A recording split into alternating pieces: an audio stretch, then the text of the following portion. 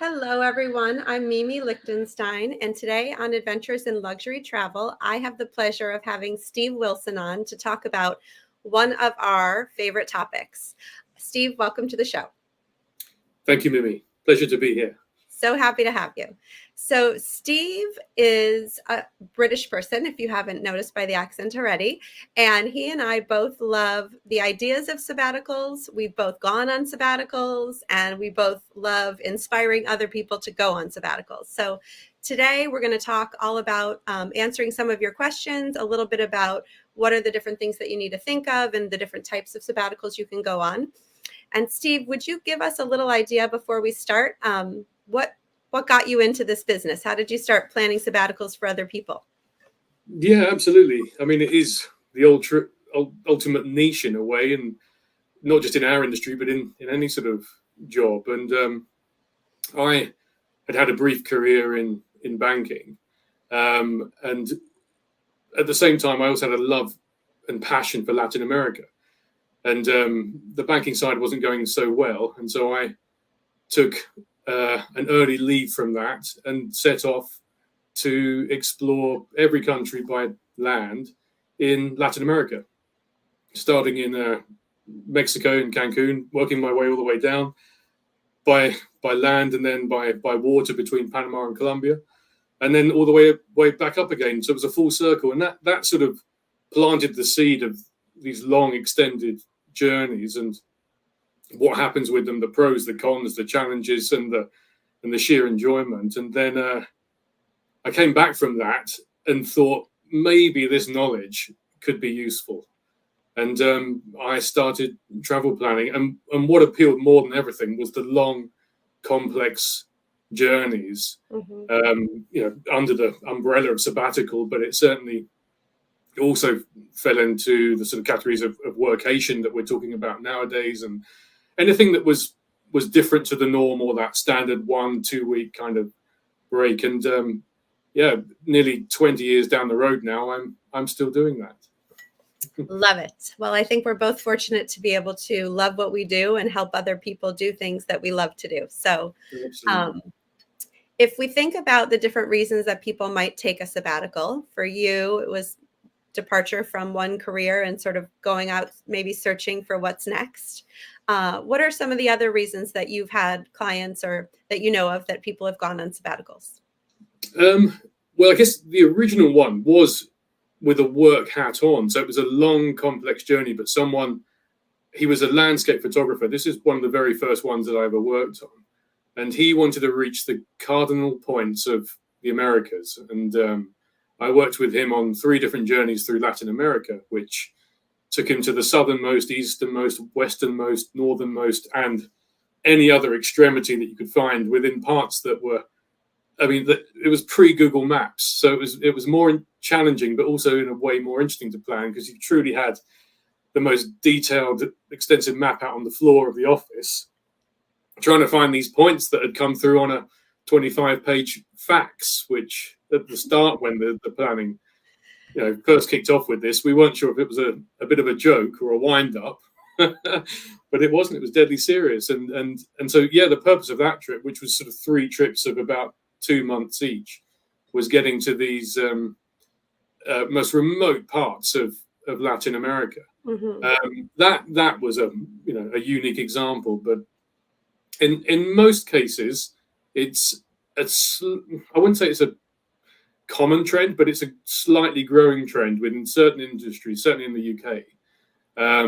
In particular, the professional industries within legal, within perhaps education and accountancy, those sorts of companies who are giving a sabbatical to their more senior staff, and not just their more senior. I mean, that's changing too, but partners, for example, to incentivize them, take a time out, come back refreshed, and let's work for another few years. So that's been the most common theme. There's also those that have done particularly well within their careers, sold up businesses, and quite often at quite a young age, want to do something where they're reconnecting with their families, and their kids are quite possibly still that sort of youngish age, but they're taking them out of school, They're Hmm. giving them the education of travel. Sometimes they're taking, a teacher slash educator with them, but they're exploring the world for up to a year or so. Hmm. And then you get the types who have between careers who've say left a company. They've got another job lined up with another firm, but we call it gardening leave over here. So you've got normally a 3 month or so, sometimes a bit longer break, and they want to do something which can be last minute, but they something very different and maximize that again unique opportunity of free time and go and explore the world a bit. Hmm. I think that for a lot of people, they have this concept of, let me take advantage of some time off, right? So like, what can Absolutely. I do? What can I see? Because normally, at least Americans, you get 1 or 2 weeks off for vacation and you just can't see that much. And then you have people maybe who have a goal, like your first client, or it could be, a language acquisition. It could be climbing, number of peaks in different continents. There could be all sorts of different types of goals. And then Certainly. even, when I look at for us, the big difference between maybe the two big types. One is where you take off and you go explore many places of the world, either a continent or, a whole, or the whole world, or you go and you live in one place for a year and completely immerse yourself in that place. And for us, that was part of it because I wanted to do a language acquisition for all of us. It was a great goal. We reached it. I left there with 3 fluent kids, so I was super happy about that. Fantastic. Um, and just really feel what it's like to, live somewhere else, have to make friends, have to navigate a whole new country and the rules and the laws and all that good stuff. So I just think that no matter what people do, it's a useful time off and it's also a beneficial time off, for your family. If it's just solo, if it's a couple, there's just so many options. I had someone just write recently, a couple who was interested in doing a sabbatical to Thailand and then go to Europe, and they had a wedding to go to, and they had a few different things that they were trying to piece together into an extended trip. So a lot of times people do that. So there's so many Absolutely. variations on it. It's definitely the least cookie cutter of the things, right, that anybody like us does. Um, Absolutely. would you say for people who are interested in going from place to place to place, let's talk a little bit about how we kind of break it down to make it easier to think of. If you look at a 6 month leave or a year long leave, my process is typically sort of kind of really high up first. Let's look at sort of what are you trying to accomplish? Where do what's on your list or what do you actually want to do while you're gone? And then if you're going to go to multiple destinations, you first sort of figure out where to go when, based on either some personal things that you want to see or a festival you want to experience or a season if you want to be in South America and North America it's winter. And then break those down into silos and plan each of those individually. Is that kind of how you do it, or how does your process work? Yeah, it is. It's very similar. I mean, getting to know the travelers is as detailed as possible. I mean, so much more than just for a week or a 2 week trip. You really are. I mean, and certainly in my case, trying to get face to face with them, either in person or as we've now become used to on Zoom or some digital format, and that helps enormously. The conversation then flows, and it's beyond just travel. It's talking about their lives and what they've done in the past, and getting to know them, and you're learning about how much you could maybe push them, how ambitious they're trying to be, if it's too much, if it's not right for them, or it is, and about all the people that they may be going with from their kids, or sometimes bringing in multi-generational groups at certain times of the trip as well. There's a huge element of getting to know the the background of the individuals to start off with, and then digging in a bit more into the reason behind it. What do you want to achieve? Like you've talked about, be it learning a language, be it reconnecting, which is a big part of it.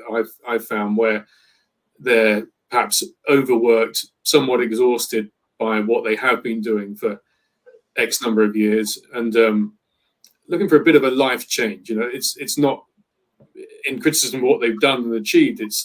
It's to complement it and to put the energy back in, and travel delivers in that sense. So it's the ultimate luxury, and so sabbatical travel, where you've got the ultimate luxury of time to complement that, is a lot of planning, a lot of detail. A lot of detail. And I think when you have a solo person versus a family, right, magnify what you just said about having those conversations and wanting to figure out what they'd like to get out of it, by 4 people or 5 people, it becomes a very complex puzzle. Absolutely. And My theory with families was always to try and keep the youngest happiest. I know from my own experience with the kids, we took my 1-year-old to Argentina for a month when about 5 years ago, and that had its challenges. And what we did was sort of actually divide it up a little bit between us with him, because he was so little, knowing that it just wouldn't work to fly too much or to travel too much, or certain destinations added a bit more risk, and we were a bit more protective of him at the time because it was our first and our youngest. But as they get a bit older, it changes. It doesn't necessarily get any easier, and your kids are a bit older. But I've always gone with the theory when I've worked with families, which is most of the time, of trying to keep the youngest happy, focus on them, and then the whole spectrum are happy. yes, agreed. And I think that's why it's nice when you have somebody who's experienced with children and family travel. It does make a difference that those little people are engaged and learning and all of that. Yes. So if someone, let's think of an example of someone thinks, okay, I would like to do this in my life. What do I need to think about? My number one thing is always thinking about kind of planning with the end in mind, right? Like what do you want at the end of this experience? What do you want to have done, have achieved? How do you want to feel? Are there places that you wanted to go? Are there skills that you want to have? And if you can kind of fast forward to where you think you'll be at the end of it, then you kind of backtrack to make sure that you fit everything in that you want to have happen. And the end comes and you're not thinking, oh, shoot, I should have done that. Or I wish I'd made time for this, which I think we all do sometimes at the end of a vacation. You're like, wait, oh no, I meant to go on that awesome hike and I never made time for it. And so the whole idea of planning well is that you make sure that you make time for the important things. In terms of where, I know you work a lot in Latin America. You and I both love Latin America. I think about, for people who are going for an extended period of time, maybe what time zone, especially if they're going to continue to work a little bit, which some people with a more sabbatical, workation, you might not want to be on a 12-hour time difference because you're going to be getting phone calls in the middle of the night. That's not ideal. So thinking about staying in the same time zone. And if you have kids, another thing I think about is the school years. So one of the reasons we had a list of criteria for our last sabbatical, and that included it had to be in the Northern Hemisphere so that the school year would line up. It's complicated enough throwing your kids into a school with another language, let alone doing that in the middle of the school year. So for us, that was a big, important part. And then what are some of the other things that you talk to with people about, like if they want a more urban experience or a more country or rural experience? That's it. I mean, a lot of the sabbaticals that I've planned have been on the adventure, but soft adventure, as opposed to climbing 7 peaks in 7 weeks or what have you.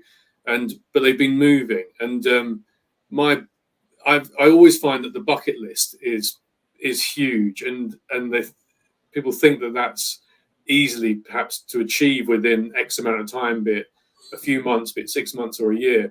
But it's amazing when you actually pen this thing down to how quickly that time goes when you travel at a sensible pace. And travel fatigue, I mean, that can apply to any length of trip. But when you are on the exploratory type of sabbatical and you're moving, it becomes even more relevant. And again, when you're juggling different age groups and different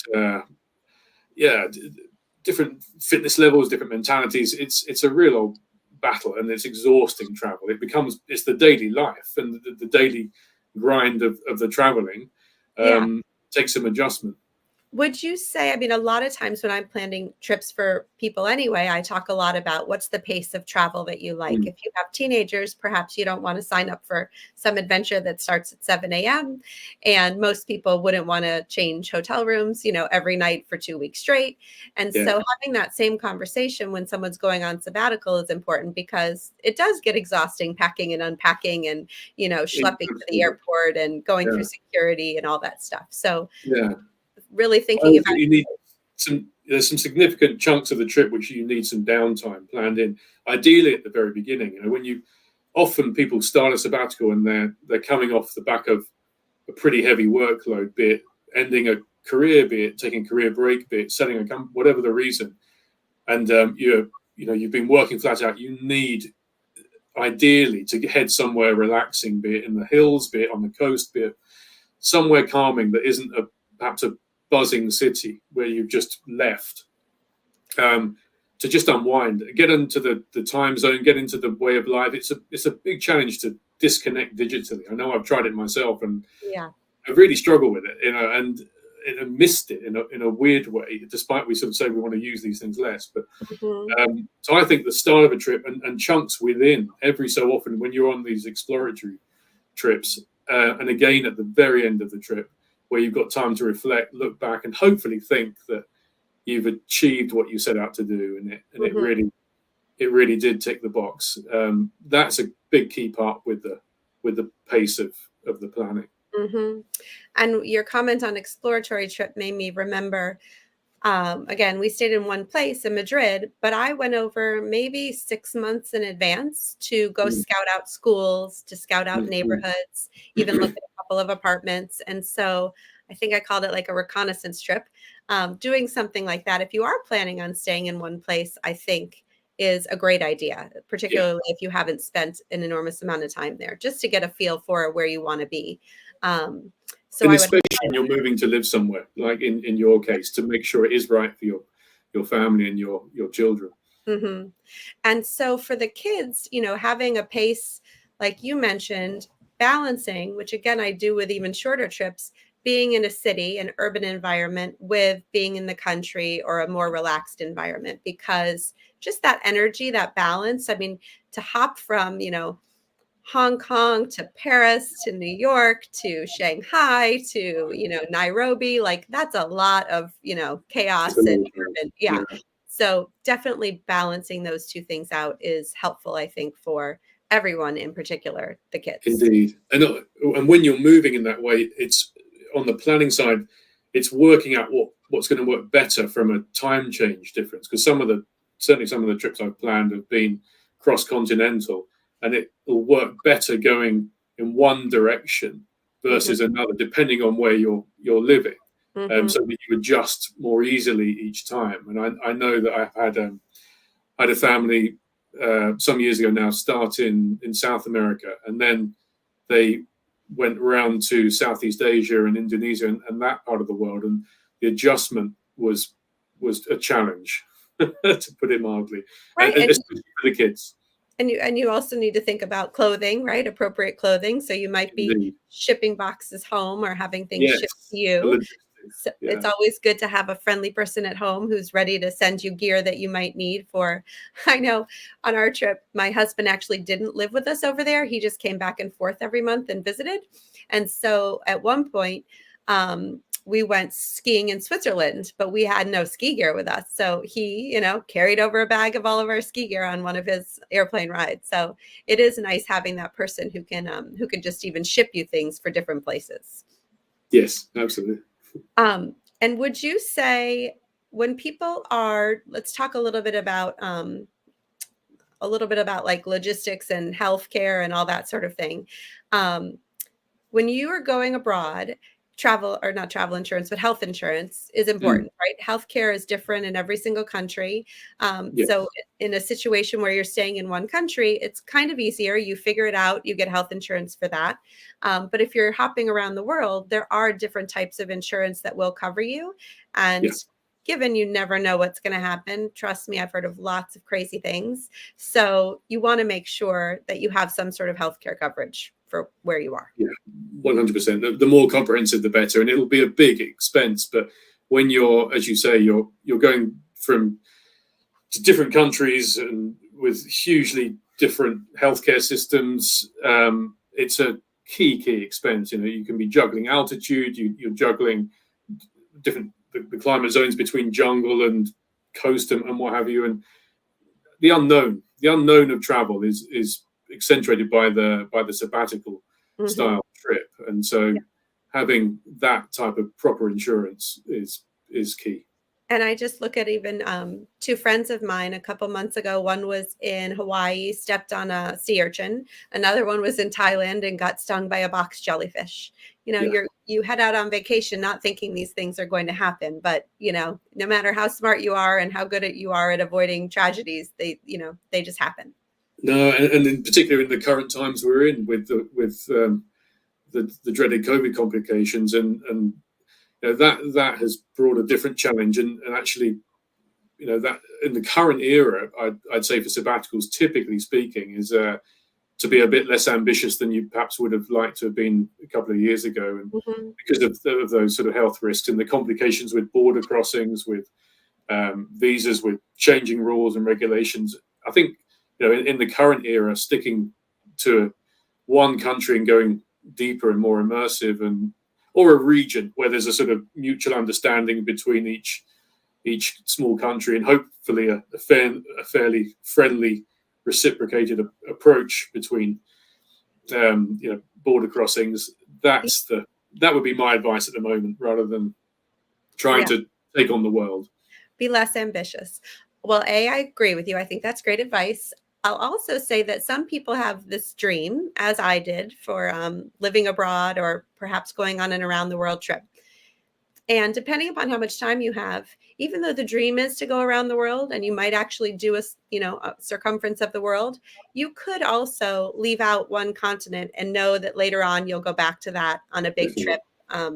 And so depending upon how much time you have, rather than rushing through and making sure you hit all the continents, another idea would be, leave out Asia or go back to Australia, New Zealand together at another time or something like that, I because agree. right? I mean, it is a huge commitment, a huge time commitment, and there's never enough time, right? If you said you had a year to travel the world, you still wouldn't have enough time in every place, even though that seems like a really long period of Absolutely. time. Oh, exactly. The time goes, and also, we get in our own little bubbles in our home countries. I mean, especially here, we're a tiny nation, but when we go to another country, it's easy to forget just how enormous they are, how much there is to see. The drive times that we're not used to, certainly coming from the UK, or the Mhm. number of flights that you're likely to have to take, and people get weary with airports, and grumpy with long drives, and I think that's a key factor. Again, going back to the planning, the detail, but sometimes a less ambitious approach, but going deeper, as in your case, in one country, is just as, if not more, rewarding. Living somewhere is very different to just traveling constantly, as you well know. Yeah, I mean, to be honest, I would like to do both. So I would still like to do an around the world trip. But hey, you need, double the time to have both of those experiences. But I'm not going to give up on it. I still might do it. Um, and then sort of the dreaded COVID complications conversation. Let's talk about that for a minute. Obviously, we both are very aware, and are most people, that rules are changing on a daily basis. And so to plan something today for the next year, a few years ago doing that, things might come up and things might evolve and change after you've left on your trip. Now it's even more like that. Indeed. No, I mean, no one could have prepared us for this. Our industry, as we know, has been one of the worst affected by it. But the hands-on element from a planning perspective from our side is huge. The contact, checking and checking and checking, and then even when you've checked so many times, you never know what can still happen at the, especially if you're crossing borders. Back to that point where a land border in a certain parts of the world um, aren't necessarily the most pleasant experience at the best of times, but you've got someone on the gate who isn't very happy, and it can prove quite stressful. And it doesn't mean you're automatically going to go through, even if you've got all the paperwork. So Yeah. we both work with phenomenal local partners on the ground, and trying to make things as seamless as possible. But I think anyone who travels in this era, be it a short trip or a sabbatical, is taking on some risk, knowing that there's the COVID complications behind them, and they've Yeah. got to ideally have some, but they certainly have an adventurous spirit, but take on some of the responsibility, because you just never know the unknown. And I think the point we both have seen proven true again and again is you could actually be following the rules, but something could still come up to prevent you, whether it be a cranky agent or someone who's interpreting the language differently than you. Yeah. And I've seen that happen. Yeah, with regular travel. And I think the key is that, obviously when we're working with our clients, we're there for them if something were to go wrong. We can't prevent everything bad from happening, but if something does happen, then we're going to obviously keep ourselves calm and we'll be able to sort of help them through it, however complicated that might be. That's it. And when we're planning, say border crossings at the moment, I think it's helpful to plan with the idea that if something does go wrong, you've got a contingency day or two in place that gives you a bit of extra time to cross something or fly in. It's not just land borders, it's flying in with flight schedules cancelled, with flight delays. You don't want to be going into a new country and trying to make a connecting flight to get somewhere remote. You need use that time that you've hopefully got for a sabbatical to build in a few extra windows here and there. We use the expression a lot, pack your patience, because Yes. again, you never know. There's going to be a long line. Your flight might get canceled, whatever it might be. But the best thing that you can carry with you is your patience, because you will Indeed. get where you need to go eventually. Yeah. Sometimes it just might take a little bit longer. Most definitely. And what about a budget? So for people who, come to one of us and they say they want to do this, and oftentimes you might say, okay, do you have a budget for it? And the answer is, well, no, I don't know. How much does it cost? How do you help people figure that out? I typically will divide the world up a bit into the areas that are going to cost you a lot more, both from not just getting there, but from accommodation to guided services, transportation, eating out, and then this is where the money will go further in other parts of the world, and that's a sort of starting point. But also it's just the amount they're going to move and how they're going to travel. The more flying in business class or first or private charters, obviously the price goes up massively. For those that want to mix it up and do the kind of local thing, using the local trains or transport connections, certainly in countries like India, parts of Southeast Asia, I think that's part of the fun. Yeah.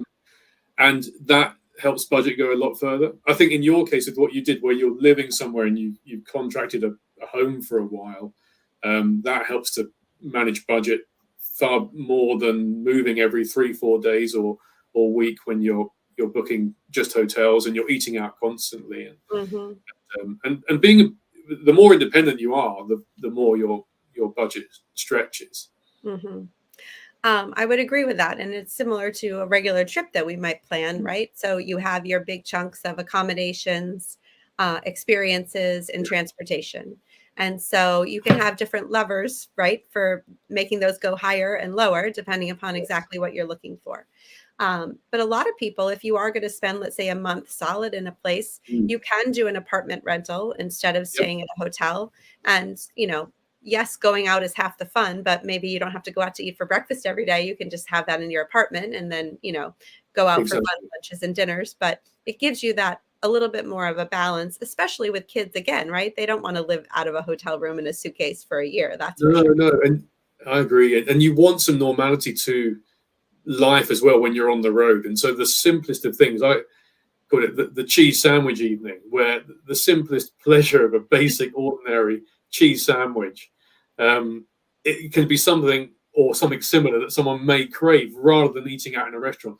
Choosing through a menu, again with the kids, it's an added stress sometimes eating out, depending on their ages, and doing that 3 times a day on budget and stress levels makes a huge difference. So having some simple things, and I think the longer you stay somewhere, the more you also discover those hidden gems. When you're going into places for a handful of days, you'll pick out or be advised to go to or told about 2 or 3 hotspots, because they're the gems. But then you uncover that, the taco stand or the street seller in Bangkok, or the whatever in the world that does the most incredible something Yeah. that costs you next to nothing, and that's as brilliant in its own way. Well, it's funny you say that because one of our family's favorite restaurants near our apartment in Madrid was Tacos Chapultepec, which was a little hole in the wall Mexican place with great Yeah, tacos. So much so that when we left the country at Christmas time to go to Morocco and we were eating Moroccan food for 2 weeks, when we came back, they're like, can we go to Tacos Chapultepec? Like that was their version of, like a good homey feeling meal. yeah, that's it. That comfort, that familiarity. Right? Yeah. And I think, another advantage with staying in one place, we became friends with all of our many of our neighbors, and with the kids had friends at school, and I joined a book club. We got to know our baker downstairs. Every day I would go down there and I would buy fresh bread to make the kids sandwiches for their snacks. So there are a lot of advantages with staying in one place. But then Definitely. another great thing is if you are somewhere like Madrid or somewhere else, you can do these, vacations from your sabbatical. So we went skiing in Switzerland, we went to the Canary Islands, we went to Portugal, we went to Morocco. So it just gives you, a 1 or 2 hour flight instead of the Yes, 8+ hour flight you might have from home. very true. And even though the new home is still new, it's then becomes your familiar point, doesn't it, to return Right. to each Yeah. time.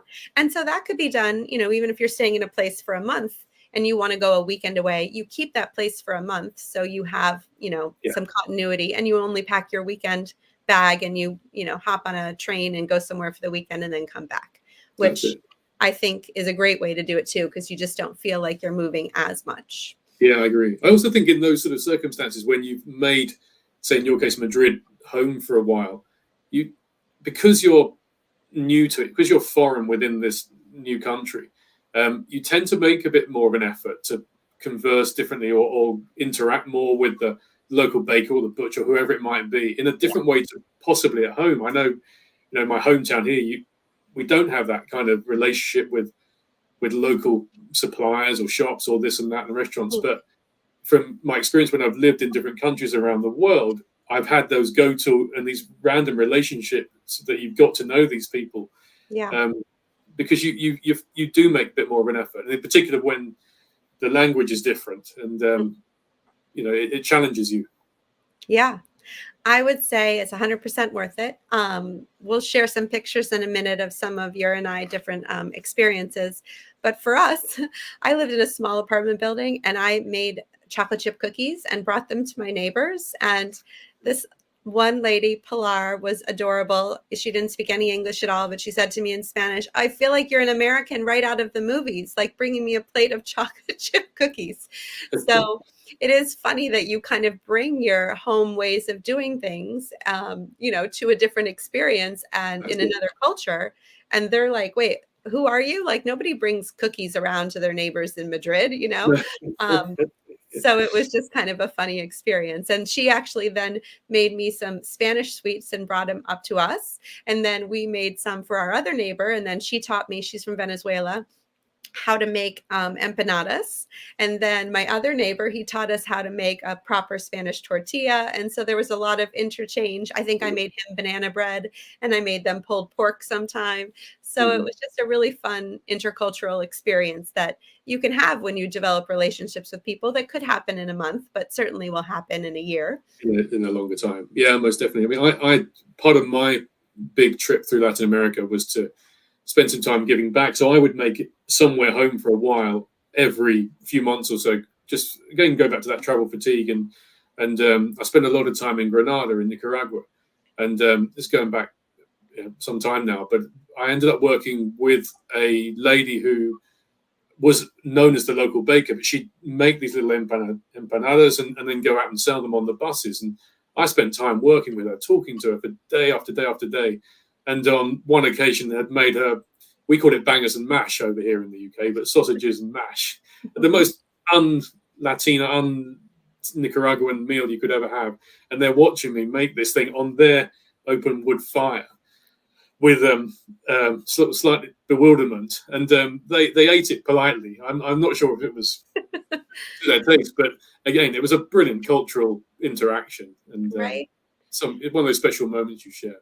Yeah, and there's so many of those.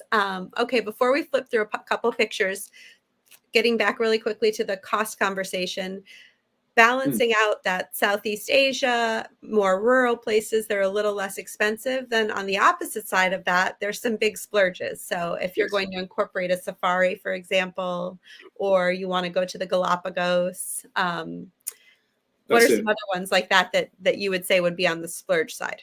Yeah, I think, well, the polar regions spring to mind, and Mhm. depending on the time of year, either you're going to be in Antarctica or the Arctic, and these often with the big long sabbatical trips, there'll be a couple of big ticket bucket list items, and yeah, you mentioned Galapagos is a great example.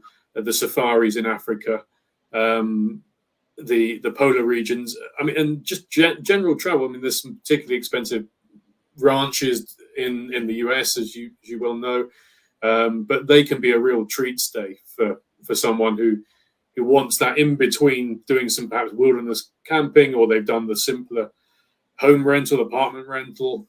Mhm. And then I think the beauty of that, everything stands out. If you're just flowing from one like huge ticket item or one presidential suite to another, or one thing that's at a particular level continuously, it can start to blur over Yeah. time. It Mhm. becomes the norm, and I think that's where putting in those contrasts in between each move is an important factor when you're traveling. Agreed. And I think it just reminded me too of the balance of not only urban and rural, but water based. So you could Yeah. also charter a yacht. That'll be one of the splurge items, right? You could also, go through the Galapagos on a yacht, but doing wildlife and doing, city and culture and doing history and art, Mhm. but also maybe playing soccer, with the local kids, Definitely. if you have kids with you. There's just so many categories that you could incorporate, and thinking about those intentionally from the beginning Mhm. will again guarantee that the end won't come and then you're regretting that you missed something. That's it. And those simpler days are just as memorable. They can bring out Oh yeah. the unplanned and the spontaneous dinner party stories for the future. It's Yeah. the scripted stuff, which is organized, of course, and it's incredible going to Antarctica or the Galapagos or wherever. Encounters with the gorillas. But it's some of those unscripted things of the people you meet can be phenomenal parts of Hmm. the life experience of the sabbatical experience. Hmm. Actually, one of our most memorable experiences, the family, was celebrating Thanksgiving over there, because we invited over some of the kids' friends and their parents. We invited over my Spanish teacher and his wife, one of my neighbors, and they truly felt so honored that we were inviting them for an American Thanksgiving. It was like, in comparison in Spain, there obviously tend to be quite religious people. It was like a religious, event in their mind of that kind of importance. And That's so it. my children were skipping around the house, like with the smells of home and Thanksgiving, like so beyond excited for this experience. And then to have all those people there who felt so grateful to be included was a really unique experience. I wouldn't have known that it would be like that. That's it.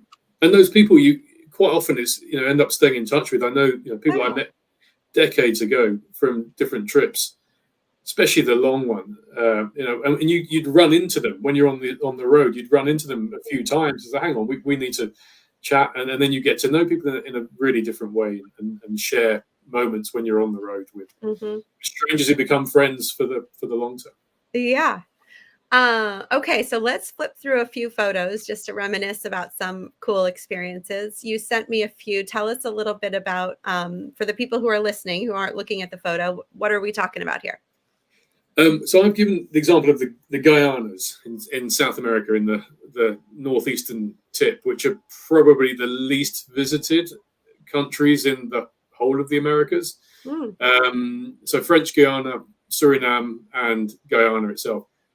Convincing people to go there on your average holiday for a week or so is not easy, but that's the sort of destination which, for me personally, and I did it on my sabbatical trip, the first one, and then I revisited again in more recent times. But they deliver in a way that has your big eyes wide open, and it's it's a challenge. And when you've got the time on the sabbatical, you can sort of embrace it in a different way. You're not in a rush in the same way. You're more open to different experiences, different sort of challenges of the logistics of it. But I think when you go to a set of countries like that where there's no other tourists or hardly any other tourists, that actually can start to resonate more. And getting off that beaten track when you're on the Gringo Trail through parts of Latin America, when you're on those long trips, you start over time to want to try and escape that a little bit. And I felt when I got up to the Guyanas, A, they're beautiful. B, there's no one, no other tourists there. So you feel like you're discovering it for the first time. You've got it to yourself. Mm-hmm. Kaito Falls, which is in the photograph here, is the most incredible waterfall I've ever seen anywhere in the world. And I've seen, a few of the more famous ones. But the reason for it is because it's so untouched. There's no tourist trails, there's no barriers. You're there alone, pretty much. There might be a handful of others, but seeing this spectacle, it's hard to find somewhere in the world that leaves you gasping quite like that in today's day and age. Well, it is stunning. And I think your point about, little countries that aren't known for being great tourist destinations, you wouldn't take a 1 or 2 week trip to go visit this country when there are so many other ones that you would maybe be more likely to see.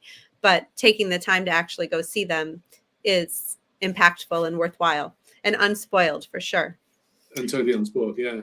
And so tell us a little bit. So here's a picture of an island. Where is this one? Yeah, this one was this is the Ile de Salut, or Devil's Island in French Guiana, which was renowned for housing some notorious inmates from France that got sent over. Papillon being the book that was written about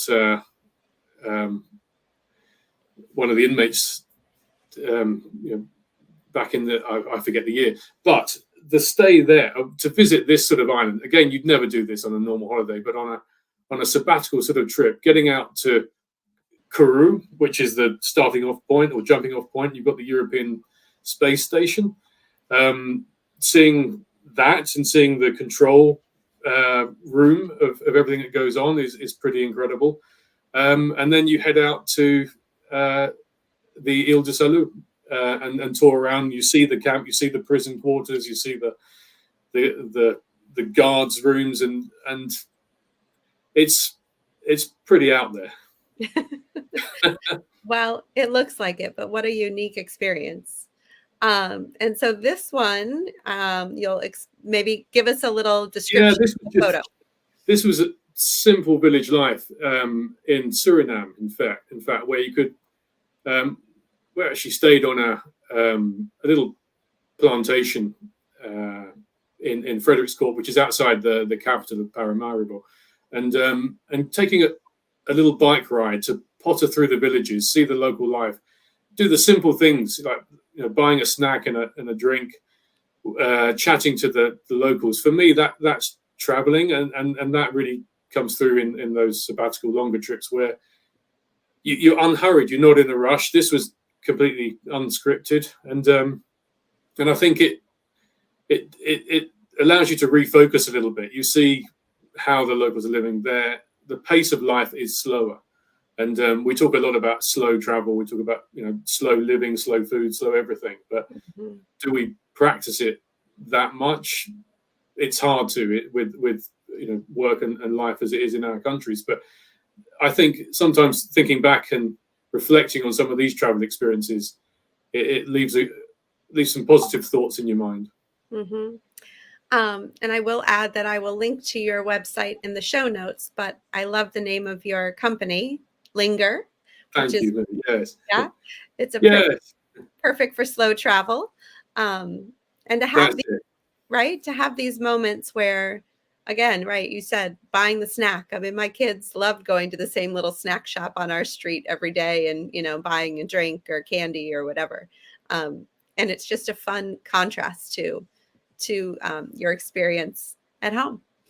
Indeed. All right, now we're transitioning into a few of my photos, and this just happened to be on our Christmas vacation when we were living in Madrid, and we went to Morocco, and the kids riding out into the horizon on some camels, which was super fun. Again, we definitely focused on having experiences that we didn't get at home, and there are no camels in Hanover, New Hampshire, so this was a perfect one. And becoming football fans, I mean, we love soccer, especially European soccer, but we became pretty hardcore Real Madrid fans when we were over there. And so our kids would, dress up for the games. We got to go see a bunch of games. And I mean, that was an experience that Americans just don't celebrate soccer in the same way. Obviously, we Yeah. have other sports that we're as crazy about, but You can tell by the smiles on their faces just how right. happy they are. And then this was with some friends where we had watched, I think it was Spain was playing in the Eurocopa. And so we were out somewhere and everybody gets decked out with the red and the yellow and the flags and everything. And it is amazing how a city is transformed, how the TVs all come out on the terraces if you're sitting outside having a cocktail. So nobody's going to miss the game if there's an important game on. And then for us, more doing new things. The kids learned to surf. We went skiing in Switzerland. My girls signed up for boxing lessons, which they probably might not have done at home. And each of them played a sport at school, which was an interesting experience, just playing basketball, soccer, ice hockey, and volleyball. Some of those have the same rules, some of them have different rules. So it was interesting for them to learn a little bit about what it's like to play on a team and even kind of what the attitudes are on a team. It's just different that being in another culture. So that was all really fun. And cooking, we did a lot of cooking, learned to make paella, learned to make arepas, as I said. We had a Mexican cook come over to our house to teach us how to make some Mexican meals. We learned how to make, I forget, it wasn't from, I think, Panama. We had somebody come over and teach us how to make some Panama food. And this is one of my neighbors who is from Venezuela who is teaching us, I think this was lentils. So there was a lot of, for us, it was a lot of people, right? A lot of people interactions, as well as going and going places and seeing new places. That's it. This was my book club that I was a part of, which was so sweet that they invited me to it, because at the time my Spanish was definitely mediocre and I never read the whole book, but they always let me come, which was which was really nice. So I think, just a few examples from the two of us. You could do remote things, you could do urban things, you could go to one continent, you could go all over the world, you can stay in one city. It's like the world is your oyster. So if you've ever thought about it, I'm sure if you had a conversation with either me or Steve, we would absolutely say you should do it. And if you don't do it, you'll probably get to later in life and, regret the fact that you didn't do it. So I would say, figure out a way to make it happen. And there's lots of ways to do that. And sometimes you might need a little help brainstorming or being creative or figuring out how to tell your team that you're going to take time off, or figuring out how to ask your boss for some time off. But Steve and I are both very well equipped to have, some good bullet points for those conversations. Fantastic. Yeah, I couldn't agree more. And I think, to your point earlier, with those people encounters actually leave some of the longest memories, the greatest memories of it. And when you meet great people in a destination, you are immediately drawn more to it. You want to spend longer. You want to dive deeper and explore further. But feeling welcome in a country, wherever it is in the world, is down to often those people interactions. Yeah. And I mean, I will say too that there has been, you alluded to this, a little bit of a growing trend of sabbaticals.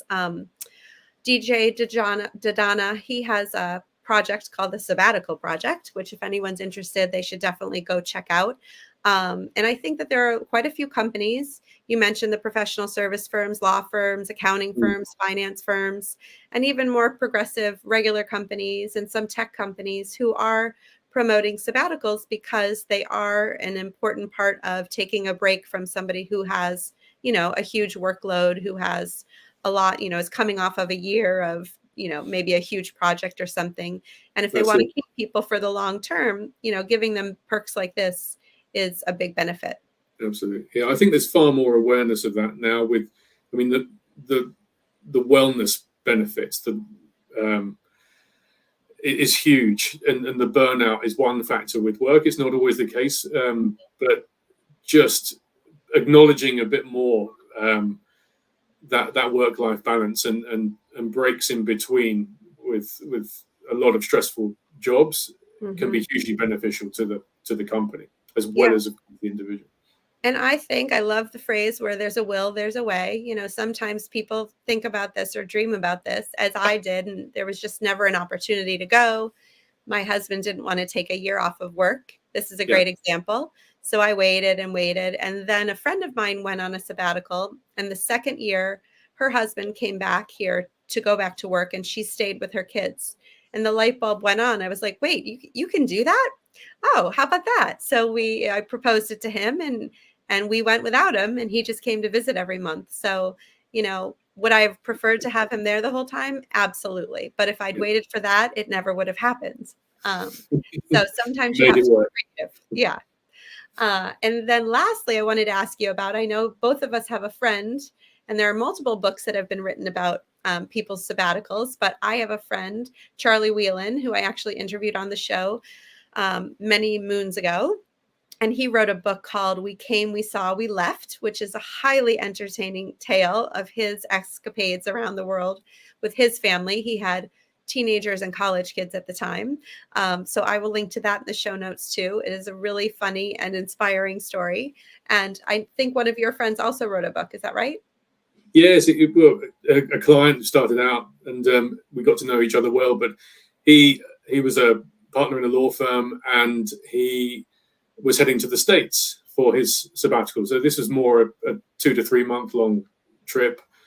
Huge passion for the US, and in particular the music as well as the country and the landscape. And he wrote a book called In Search of Nice Americans, which is full of irony, but it's written in a sort of Bill Bryson style, so it's humorous. It's about those encounters, and it's funny. I mean, I generally got some good laughs out of that because you can relate from your own travels, and again going back to those people encounters, but also the challenges that come up on trip. The unexpected, the unknown. He brings a humorous outlook to all of those things, which I enjoyed reading. Absolutely. Well, I haven't read that one yet, so we'll have to swap. Perfect. Well, Steve, thank you so much. This has been super fun. Again, I could talk about this all day long. And I look forward to having many more conversations with you. And hopefully one day we'll be meeting up at one of the conferences somewhere in the world, and we'll be able to have this conversation in person. I hope so, Mimi. Yeah, we've talked a lot digitally over the Yeah, last couple of years, but it's been fantastic. Thank you for having me on your show. I'm glad to find someone always with a shared passion for the sabbatical concept. So absolutely. And I it's would been say fun. lastly, like if somebody doesn't have a year, think about some of these things where you could incorporate them into a shorter trip, right? Even a 2-week trip. You can do things that make it a little bit more about integrating with a local community and having more authentic experiences rather than just seeing the sights. So, Absolutely. all right. Right. Well, take care. Thanks so much, Steve. Thank you, Mimi.